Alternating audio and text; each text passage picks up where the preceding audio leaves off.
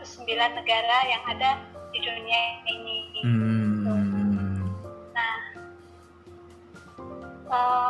virus ini menyerang sistem pernafasan dan penyakit karena infeksi virus ini disebut COVID-19 gitu. Bisa menyebabkan gangguan ringan pada sistem pernafasan, kemudian infeksi paru-paru yang berat, sampai pada kematian. Oh iya. Dan Jadi awalnya sih Ibu taunya cuma di coronanya aja ya, gitu coronanya ya. Iya. Ini kalau boleh ditambahkan, virus ini juga kebanyakan menyerang lansia, bisa juga bayi, anak-anak, dewasa, sampai kepada ibu yang menyusui. Iya, betul. Sampai banyak bahasa ke situ ya. Ya, pertama ditemukan di kota Wuhan, China, pada akhir Desember 19 lalu. Wah, ini siap banget ini udah mempelajari detail. Saya yakin nih mungkin dicatat-catat juga ya tentang penyakit ini. Ini kan Ibu dulu kita sering tugas bareng waktu di lansia ya, di salah satu gereja ya, seperti itu.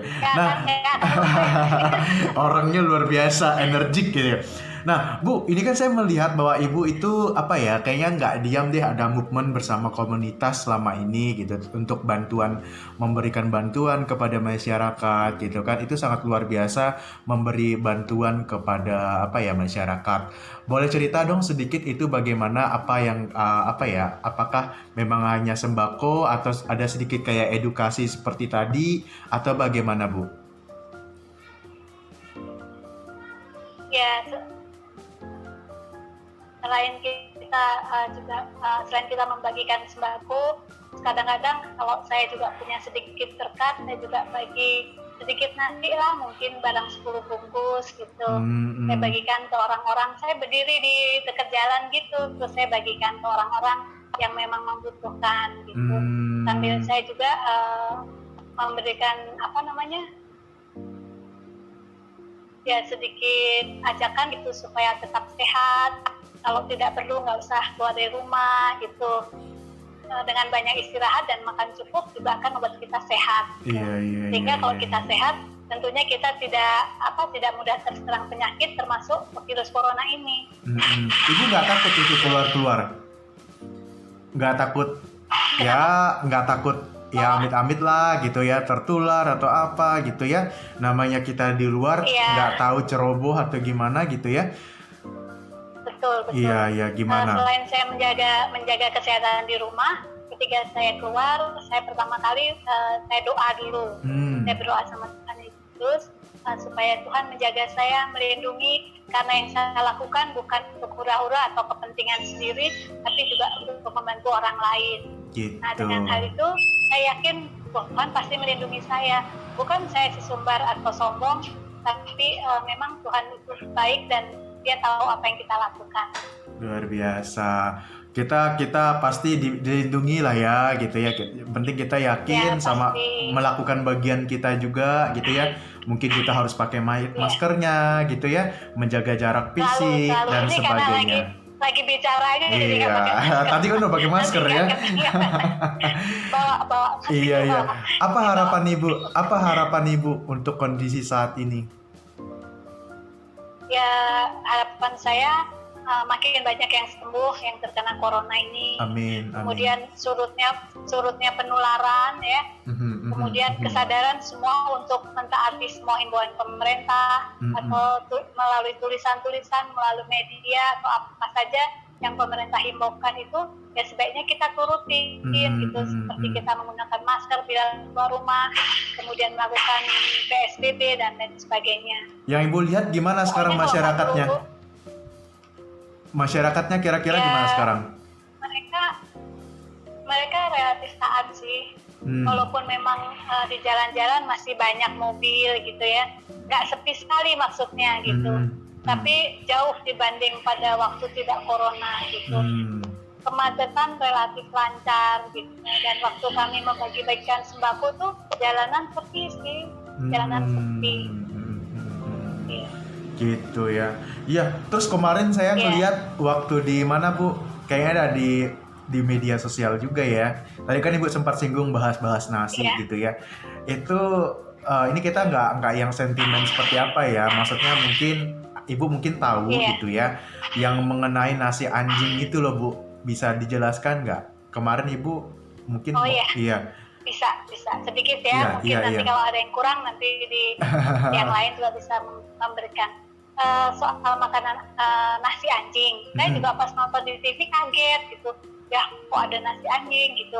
Memang saya juga lihat cupnya itu gambar kepala anjing, kemudian ada tulisannya. Nah tulisannya itu ada tagarnya gitu, yang tagarnya itu berbunyi Jakarta tahan banting gitu ya, tahan banting ya. Terus nah setelah ada penjelasan dari pihak yang memberikan atau yayasan itu, mereka memberikan ini keterangan. Nasi anjing itu bukan berarti nasi dengan ikan anjing, bukan gitu ya. Tapi yang dikatakan nasi anjing itu, mereka kenapa membuat logo anjing, kepala anjing? Karena mereka pikir anjing itu binatang yang setia pertama. Kemudian anjing juga tahan banting dalam menempuh hidupnya gitu. Jadi dia meskipun makan nggak terlampau banyak, tapi dia bisa bertahan. Nah, yang dikatakan nasi anjing juga, yang ketiga, dia porsinya itu lebih besar dari nasi kucing yang kita bisa dapat di angkringan-angkringan gitu. Iya. Sama sekali tidak mengandung daging anjing gitu. Hanya mungkin mereka tapnya itu, logonya itu kepala anjing gitu. Padahal maksudnya baik gitu.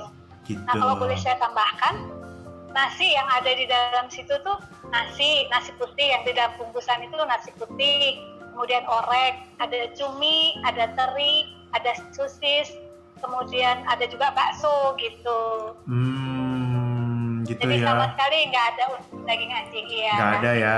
Cuman karena tadi saya ulangin lagi, yang paling mungkin ini ya porsinya mungkin ya, karena kan selama ini orang taunya nasi kucing yang sedikit-sedikit gitu ya. Nah ini lebih di atas porsinya nasi. Kalau di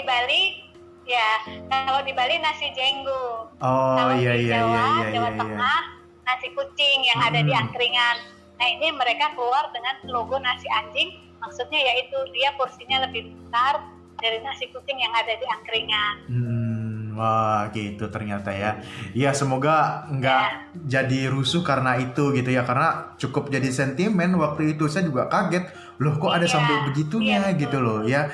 Ya mungkin karena yang penting niatnya baik dan memang sudah diklarifikasi juga apa yang sebenarnya. Dan pastinya juga masyarakat itu akan ngerti ya Bu ya. Maksudnya ketika harus membagi sembako atau membagi bantuan seperti halnya nasi bungkus, pasti mereka juga mempertimbangkan itu buat orang yang gimana gitu. Maksudnya nggak hanya untuk orang Kristen, tapi ada orang Muslimnya juga, ya kita saling toleransi gitu. Iya, siapa saja mereka bisa menerima itu kalau memang mereka mau. Gitu. Gini, yang Ibu lihat dari gotong royong dari pihak yayasan. Gimana coba lanjutkan. Dari pihak yayasan juga udah klarifikasi apa yang di dalam nasi itu sama sekali tidak ada unsur daging anjing. Hanya kebetulan itu kepala anjing, tapi sudah diganti. Gitu ya.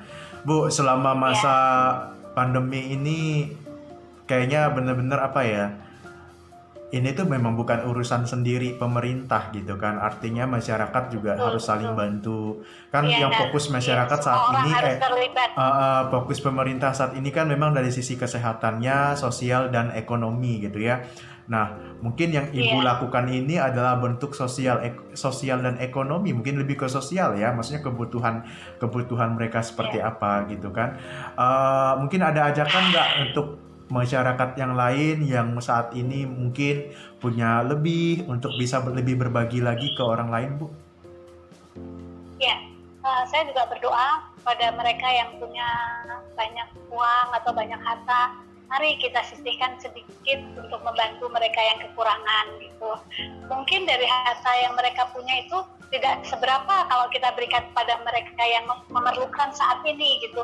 Karena waktu saya membagikan nasi bungkus keliling itu, saya betul-betul melihat gitu seorang yang sedang menerima nasi bungkus itu, dia berdoa, saya nggak ada gambarnya ya, dia berdoa dengan sungguh-sungguh gitu, karena dia sungguh mengucap syukur. Mungkin hari itu waktu itu udah hampir menjelang sore ya, mungkin itu nasi pertama yang mereka dapat hari itu gitu.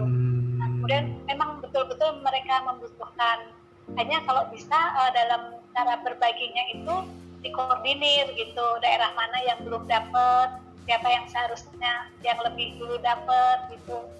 Karena ya pengalaman saya sendiri, mereka sangat senang. Iya, merasa terbantu lah ya gitu. Iya, terbantu sekali. Dan yang penting juga ini ya, jangan sampai kayak kejadian nasi anjing tadi gitu ya. Maksudnya cara kemasannya gitu ya, jangan sampai memancing atau membuat masalah lah gitu ya. Gitu.